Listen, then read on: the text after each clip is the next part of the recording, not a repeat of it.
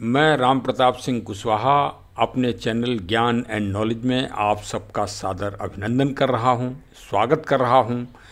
और हमारे चैनल का मुख्य उद्देश्य तथा मुख्य मिशन है प्रकृति, पर्यावरण और जलवायु का संरक्षण व संवर्धन व उससे जुड़े हुए तत्व और उससे जुड़े हुए विषय। तो चलिए, आज भाई श्रावण मास चल ही रहा है, तो श्रावण मास में सबसे बड़ा तत्व अगर कोई है तो शिव तत्व है। और शिव ही प्रकृति हैं, शिव ही नेचर हैं, शिव ही यूनिवर्सल हैं, शिव ही शाश्वत हैं और शिव ही सत्यम शिवम सुंदरम हैं। तो चलिए, आज का जो इसमें विवरण है उसको ज़रूर पूरा सुनिए, वो बहुत ही महत्वपूर्ण है। और देखिए, एक कबीरदास जी का मैं उपासक हूँ और कबीर ने कहा है कि कबीरा खड़ा बाजार में सबकी मांगे खैर, ना काहू से दोस्ती ना काहू से बैर। भाई, किसी को अगर बुरा लगे, किसी को भला लगे, तो हम अगर बुरा लगे तो क्षमा चाहते हैं और भला लगे तो कमेंट के द्वारा ज़रूर अपनी प्रतिक्रिया दीजिए, क्योंकि जो हमारा विवेचन है वो बिल्कुल एकदम निर्मूल और सार्थक है तथा न तो किसी का डुप्लीकेसी है इसमें और न ही किसी का नकल है। जो है वो सत्य है। आप जरा चिंतन करें, मंथन करें कि आज संपूर्ण दुनिया के सामने, जिसमें संयुक्त राष्ट्र संघ भी शामिल है और जितने भी बड़े बड़े राष्ट्राध्यक्ष और प्रधानमंत्री साहिबान हैं, इनके सामने दुनिया में सबसे बड़ी चुनौती क्या है, सबसे बड़ी समस्या क्या आ रही है, सबसे बड़ी जो एक तरह से विपदा आ रही है वो क्या है? तो निस्संदेह आप कहेंगे जलवायु परिवर्तन। जलवायु परिवर्तन की महाविकराल समस्या आ रही है और उस विकराल समस्या को अगर कोई समाधान कर सकता है तो सिर्फ भगवान शिव कर सकते हैं। समुद्र मंथन हुआ हो आदि और अनादि काल में या ना हुआ हो, लेकिन मैं ये इतना मानता हूँ कि प्रकृति के जो तत्व हैं वही शिव हैं। एक पेड़ और एक पौधा ही शिव का स्वरूप है। और हमारे जो मानव के द्वारा जो अवगुण और कीर्ति की जा रही हैं, कार्बन डाइऑक्साइड, मोनोऑक्साइड का निर्माण किया जा रहा है, जहर फैलाया जा रहा है, रसायन पेस्टिसाइड डाले जा रहे हैं, उनका अगर शोधन और उनका अगर परिष्करण कोई भी अगर करेगा तो प्रकृति के तत्व पेड़ पौधे करेंगे। मानव तो कदापि कर ही नहीं सकता है। मानव के पास कोई साधन नहीं, सिर्फ कृत्रिम साधन हैं। वो भी कहीं ना कहीं कोई ना कोई दूसरी समस्या ज़रूर इस एनवायरनमेंट में ज़रूर ही पैदा कर देंगे। आज का मंथन और आज का चिंतन बहुत ही महत्वपूर्ण है, अवश्य सुनिए। साथियों नमस्कार। साथियों, आनंद से रहें और प्रकृति के साथ सुरक्षित व प्रसन्नचित रहें, क्योंकि नेचर एक बहुत बड़ी भूमिका है मानव के लिए और इस सृष्टि के लिए। देखिए, हमारी इंग्लिश बहुत वीक रही है, क्योंकि हम प्राइमरी स्कूल में पढ़े हैं गांव में। गांव जगतपुर अहीर में बुंदेलखंड में पड़ता है, जनपद जालौन में। वहाँ हमने प्राइमरी शिक्षा प्राप्त की है। एक शब्द का मैं आज उपयोग कर रहा हूँ, अर्थ है। अर्थ सभी लोग जान गए होंगे। अर्थ माने पृथ्वी और अर्थ माने एक और है भाई, जो अर्थशास्त्र जिस पे बन गया। तो आज इसी विशेष शब्द पर पूरा हमारा विवेचन होगा। और चूंकि श्रावण मास चल रहा है तो भगवान शिव पर वो अर्थतंत्र पूरा आज काम करेगा कि कितने बड़े तंत्र से विभूषित हैं भगवान शिव, और हम लोग उस महामंत्र को समझ ही नहीं पा रहे हैं। भाई, एक तो पृथ्वी और दूसरा अर्थशास्त्र। अच्छा, पृथ्वी के बिगर क्या कोई अर्थशास्त्र चल सकता है इस दुनिया में? जरा ये भी तो सोचो ना। देखिए, नकल तो कोई भी कर सकता है। अब नकल तो भाई अर्थशास्त्र तो कौटिल्य, विष्णुगुप्त, चाणक्य जी जो कुछ भी कहिए, तो उन्होंने अपने जीवन काल में अर्थशास्त्र की रचना तो कर ही दी थी। भाई, वही तो है ना अर्थशास्त्र। और वही फिर नाम पड़ गया पृथ्वी का अर्थ। किसने? अंग्रेज साहिबान ने दे दिया। अब अंग्रेज साहिबान तो जो कह देते हैं वो तो सत्य लकीर हो जाती है। वेद को भी काटने की क्षमता उन्होंने रख ली थी। वो तो वेद को अब भाई क्योंकि ईश्वर प्रदत्त है, ईश्वर शक्ति है, तो अब उनको कौन छेड़ सकता है? वो तो शाश्वत सत्य हैं, तो वो तो अलग बात है, इस कारण वो नहीं कर पाए, नहीं तो वो तो वेद को ही मोड़े दे रहे थे। अच्छा, अब प्रश्न ये है आज का सबसे जो महत्वपूर्ण है कि अब तो आधुनिक काल में अर्थ मतलब पृथ्वी को अर्थ कह ही रहे हैं, भूमि को हम अर्थ या लैंड कह रहे हैं। इससे पहले इसको क्या कहते थे? पृथ्वी इसका नाम कब पड़ा? ये है आज का विचारण। देखिए, तब आपको शिव तत्व की महिमा समझ में आएगी। हमारा उद्देश्य ये है कि हमने सारे ब्रह्मांड के जितने भी ईश्वर तुल्य लोग हैं, महान लोग, उनका हमने सर्वेक्षण किया, अध्ययन किया, मनन किया, चिंतन किया, परिशीलन किया, तो हमने पाया कि शिव एक ऐसे भगवान या देव हैं जो वास्तव में मनुष्य को, मानव को प्रकृति के संरक्षण व संवर्धन के लिए रात दिन जागरूक कर रहे हैं। और उनकी पूजा भी बड़ी निराली है, बड़ी अनूठी है कि उसमें सारे प्रकृति के तत्व उपयोग में लाए जाते हैं और वो प्रकृति में ही समाहित कर दिए जाते हैं। ऐसी पूजा आपको किसी की भी नहीं मिलेगी। इवन आप चाहे भगवान प्रभु श्री राम जी को रखो, चाहे माता जानकी जी को रखो, चाहे राधा जी को रखो, चाहे भगवान कृष्ण जी को रखो, या किसी भी आप देव को रख लो, दुनिया के जितने भी देव हैं उनको आप रख लो सामने। देखो, हम भाई किसी संप्रदाय या किसी मजहब या पंथ की बात नहीं करेंगे, विवाद का विषय हम नहीं बनाना चाहते, क्योंकि हम तो प्रकृति तत्व के संरक्षण के लिए आपको जागरूक करना चाह रहे हैं। ये हमारी वीडियो जन जन के लोग सुने, इसे कृपया जाति धर्म संप्रदाय उसमें न बांट दें, क्योंकि जो प्रकृति का उपयोग है, जो नेचर का उपयोग है, जो हवा का उपयोग है, जो आकाश का उपयोग है, क्षितिजल पावक गगन समीरा, इसका उपयोग सभी लोग कर रहे हैं, चाहे नर हो, चाहे नारी, चाहे पुरुष हो, चाहे स्त्री, चाहे बालक हो या बालिका। दुनिया के सारे जीव जितने भी क्रीचर्स हैं, जितने भी 84 लाख प्राणी हैं, वो सब के सब उपयोग कर रहे हैं। इसका बंटवारा तो हो ही नहीं सकता। अब सूर्य का बंटवारा कौन करेगा? चंद्रमा का बंटवारा कौन करेगा? हाँ, कुछ करने वाले कुछ कुतिस्त लोग हैं जो प्रकृति को भी बांटने का प्रयास कर रहे हैं क्षणिक रूप से, लेकिन वो बेकार, मतलब जो शाश्वत है वो कहीं बढ़ सकता है? वो कभी नहीं बढ़ सकता। जैसे आत्मा अजर अमर है तो है।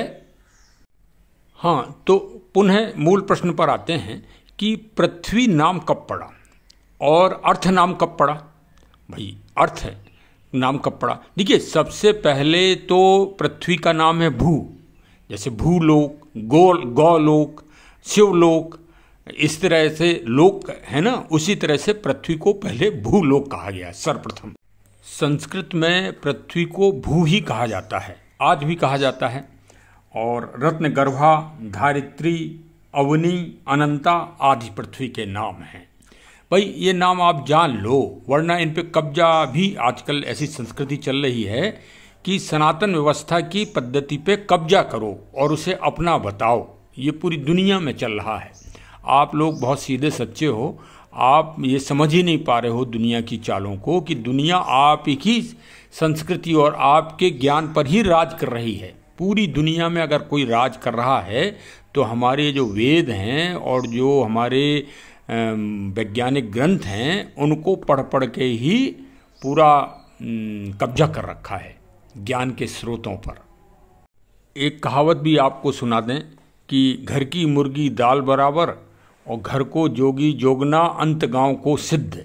वो उसको हम लोग, उस मुहावरे को हम लोग चरितार्थ कर रहे हैं कि अपने शास्त्रों को पलट के देखना नहीं, उनका ज्ञान प्राप्त करना नहीं और ये कहना कि साहब फला यूनिवर्सिटी में ये हो गया। कभी यूनिवर्सिटी में जाके देखो तो कि वो किस पे शोध कर रहे हैं, कौन से शास्त्रों पे शोध कर रहे हैं। और जो आज मैं तथ्य आपको बता रहा हूँ वो भी प्रकृति का सबसे बड़ा तथ्य है इस जीवन का। महाविज्ञान, भगवान शिव महाविज्ञान के स्वरूप हैं और हम लोग दुनिया को नहीं समझा पा रहे हैं और दुनिया को नहीं बता पाए आज तक। बताना चाहिए, और क्योंकि हम खुद नहीं जान रहे हैं कि वास्तव में कितना बड़ा महाविज्ञान हम लोग करते हैं। हम लोग असंख्य मतलब अरबों रुपए सर्वस्व निछावर करते हैं भगवान शिव की पूजा में, वो पूजा आपको लगता है कि पूजा है, लेकिन हमारे दृष्टिकोण से या हमारी जो विवेचन है या मंथन है उसके द्वारा तो इतना बड़ा विज्ञान पूरी दुनिया में कोई है ही नहीं जो आप कर रहे हैं। सत्य बात है। इस पर बृहद शोध की आवश्यकता है, इन्वेस्टिगेशन की आवश्यकता है, क्योंकि ये आप देखिए, अभी पंडित जी की मैं आपको एक छोटी सी क्लिप दिखा रहा हूँ, भगवान शिव जी का श्रृंगार और दूध का अर्पण। हमको ही नहीं मालूम कि हम ऐसा क्यों कर रहे हैं, हमें सिर्फ पूजा का भाव है, लेकिन जो महाविज्ञान है उस रहस्य को हम खुद नहीं जान रहे हैं। तो इसको जानना पड़ेगा पूरी दुनिया को।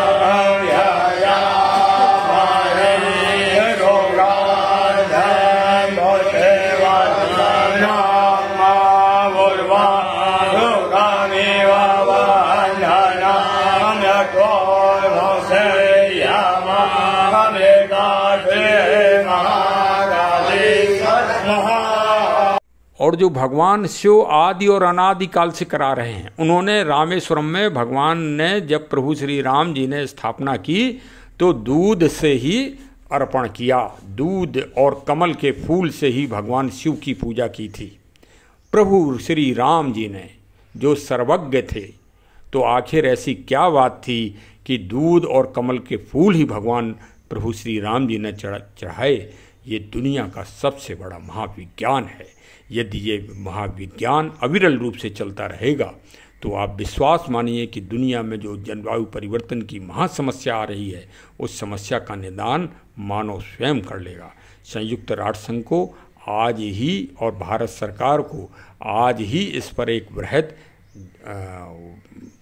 जांच करवाना चाहिए और शोध कराना चाहिए। बड़े बड़े वैज्ञानिक जो हजारों लाखों रुपया वेतन ले रहे हैं, उनसे कहिए कि शोध करें कि ऐसा क्यों करते हैं ये सनातनी, आदि और अनादि काल से क्यों दूध चढ़ा रहे हैं भगवान शिव पे।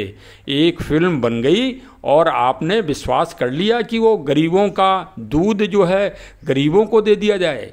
अरे मालिक साहब, हे मानव साहब, वो दूध गरीबों के लिए ही भगवान शिव पर चढ़ाया जा रहा है। इस विज्ञान को कैसे कौन समझाएगा आपको। अभी हम तो भाई इतने अभी परिष्कृत नहीं हुए हैं कि समझा सकें, लेकिन हाँ, अगर कोई महान वैज्ञानिक इस पर शोध करेगा तो वो ज़रूर दुनिया को समझा देगा कि वास्तव में ये गरीब से गरीब रंक जिसे कहा जाता है, उसके लिए ही भगवान शिव अपनी पूजा कराते हैं। सभी पैसे वाले सभी भक्तों से और वो गरीबों के लिए ही अन्न के रूप में वो चीज़ पहुंचती है परिष्कृत होके। जैसे समुद्र का पानी खारा होता है, बादल परिष्कृत और रसायन प्रक्रिया करते हैं और आके अमृत जल के रूप में हमें बारिश के रूप में बरसाते हैं।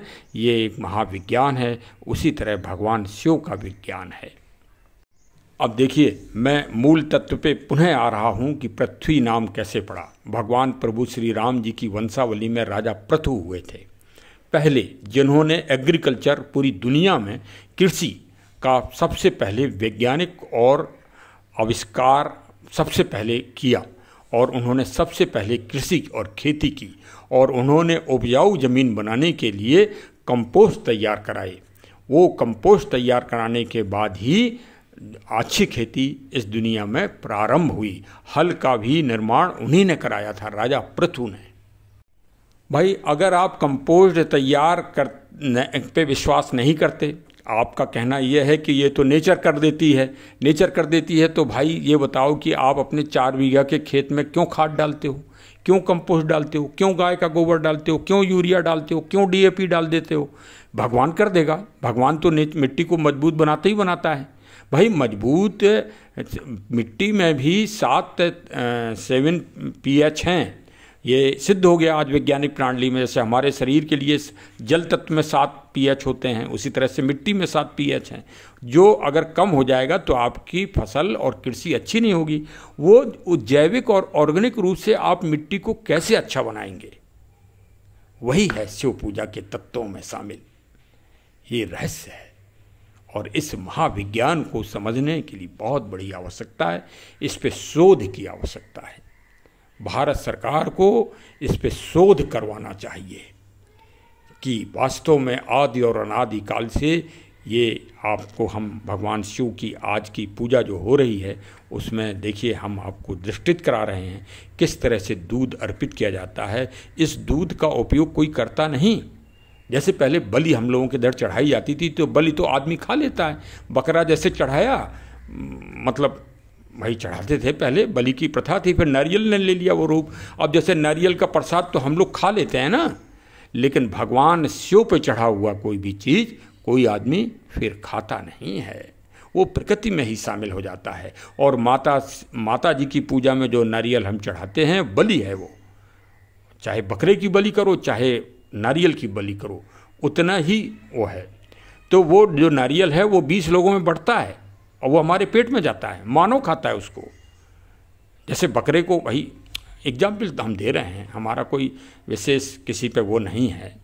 तो हम ये कह रहे हैं कि भगवान शिव की पूजा में जो अरबों रुपए चढ़ते हैं इनडायरेक्ट रूप में, वो प्रकृति को मजबूत करने के लिए चढ़ते हैं। इस पे आइए, इस पे मंथन करिए, इस पे शोध करिए, इस पे विश्लेषण करिए।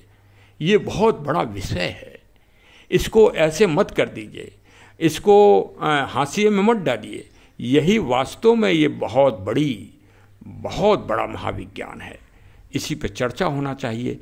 अब भाई हम तो वीडियो बना के और सबको जागरूक करने का प्रयास करते हैं। हमारे पास तो ऐसे संसाधन है नहीं कि हम ये सिद्ध कर सकें, ये वैज्ञानिक लोग सिद्ध कर सकते हैं। वैज्ञानिक अगर कोई ईमानदारी से इस पे शोध करे, भारत सरकार कराए या दुनिया की कोई सरकार कराए, तो ये स्पष्ट हो जाएगा कि वास्तव में ये राजा पृथु ने जिस तरह से खेती के लिए कंपोस्ट तैयार कराई थी, खेती के लिए एक उन्होंने नया रूप दिया था, और इस पृथ्वी का नाम, इस भू का नाम, इस अर्थ का नाम पृथ्वी पड़ा। पृथ्वी आज से सदियों साल पहले पड़ा। भाई अर्थ का नाम कब दिया गया? अर्थ EARTH, अर्थ तो नाम भाई 2023 चल रहा है, तो 2023 के अंदर ही तो इंग्लिश आई है ना, इससे पहले तो इंग्लिश नहीं थी ना। भाई हमारा अल्प ज्ञान है, देखिए इंग्लिश में हमने पहले ही कह दिया था कि हमारा अल्प ज्ञान है। तो 2023 से पहले तो पृथ्वी आ चुकी थी ना, वही पृथ्वी जिसे हम माँ कहते हैं, पृथ्वी माँ। दुनिया का सारा व्यापार खनिज संपदाओं से चलता है, दुनिया का सारा व्यापार कृषि और एग्रीकल्चर पे चलता है। कोई चीज़ ऐसी आप दिखा दो, कोई भी अर्थ है, अर्थ मतलब व्यापार, ऐसा आप दिखा दो जो बिगर अर्थ के चल रहा हो, मतलब बिगर पृथ्वी के अंश के बिगर चल रहा हो, ऐसा कोई करिए। देखिए हमारा तो भाई नया चिंतन होता है। हमारे पास कोई डुप्लीकेसी नहीं है, ना हम कोई कथावाचक, हम तो रिटायर्ड पुलिस वाले हैं। जो हमें तथ्य वैज्ञानिक और आध्यात्मिक मालूम पड़े वो मैं आपसे विवेचन करके आपके पाले में ही अपनी बॉल डाल देता हूँ कि आप कमेंट के द्वारा अपने विचार हमको भी बताएं, जिससे अगला जो हम एपिसोड बनाएं वो और अच्छा बना दें। चलिए, पावन श्रावण मास के ये 5वां सोमवार है, इसकी आप सबको बहुत बहुत बधाई, शुभकामनाएं। भगवान भोलेनाथ बहुत बड़े दाता हैं, उनसे बड़े दाता कोई है नहीं पूरी दुनिया में। उनकी दया आप पर बरसती रहे, ऐसी हमारे चैनल की शुभकामनाएं हैं। और हमारे चैनल को अभी तक अगर सब्सक्राइब न किया हो तो अब तो कर लो भैया, अब तो प्रकृति का महान ज्ञान है इसमें, आप भी अंशधारक बन जाओ भाई। ये प्रकृति का चैनल है, इसमें हाँ थोड़ी बहुत सामयिक घटनाएं का वर्णन कभी कभी मिलता है, वो भी बहुत अच्छे रूप में मिलेगा। लेकिन हमारा तो भाई एक ही मिशन है, एक ही अभियान है, प्रकृति पेड़ पौधों का संरक्षण, प्राकृतिक संपदाओं का संरक्षण, जागरूकता और एनवायरनमेंट को अच्छा से अच्छा बनाना, पर्यावरण के प्रति जागरूक करना लोगों को।